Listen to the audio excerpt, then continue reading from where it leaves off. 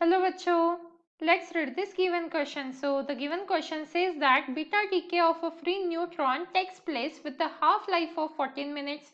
Then find A part decay constant and second part energy liberated in the process. तो देखिए बच्चों question में हमें क्या बोला जा रहा है, बीटा डीके हो रहा है न्यूट्रॉन का और उसकी हाफ लाइफ है 14 मिनट्स। तो क्वेश्चन ए मतलब ए पार्ट में हमें बोला है डीके कांस्टेंट मतलब लैम्डा की वैल्यू फाइंड आउट करने के लिए बोला है और सेकेंड पार्ट में एनर्जी जो लिबरेट हो रही है ये प्रोसेस में उसकी वैल्यू फाइंड आउट करने के लिए बोला है।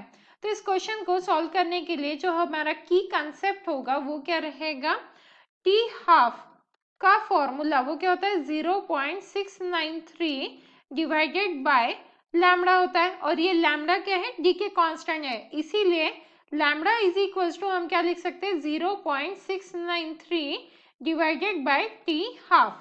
अब क्वेश्चन में हमें हाफ लाइफ कितनी दी हुई है, टी हाफ की वैल्यू हमें 14 मिनट्स दी हुई है, तो इसे हम क्या करेंगे सेकेंड्स में कन्वर्ट करेंगे, तो ये कितना आ जाएगा 840 सेकेंड्स आ जाएगा।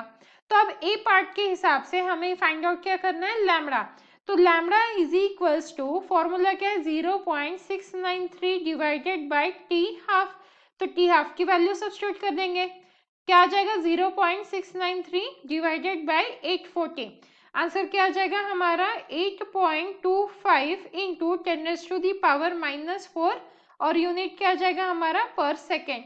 तो ये आ गया हमारा डीके कांस्टेंट मतलब पार्ट ए का आंसर। अब हमें पार्ट बी में क्या पूछा है, एनर्जी लिबरेटेड, तो पार्ट बी के हिसाब से हमें एनर्जी लिबरेटेड फाइंड आउट करना है। तो एनर्जी लिबरेटेड कैसे फाइंड आउट की जाती है, एनर्जी लिबरेटेड आ जाएगा हमारा एम एन मतलब mass of neutron minus mass of proton plus mass of electron.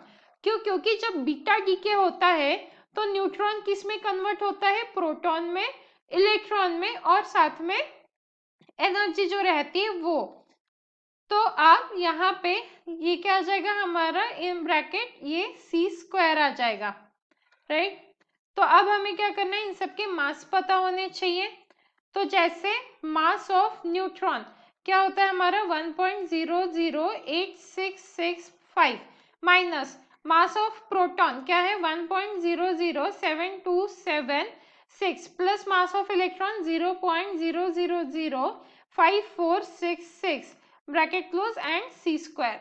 तो यहाँ पे क्या आ जाएगा हमारा E इज इक्वल्स टू क्या आ जाएगा 0.000804 और ये जो सी स्क्वायर है हम इसे क्या लिख देंगे अभी इंटू 931 और अब यूनिट क्या आ जाएगा मेगा इलेक्ट्रॉन वोल्ट।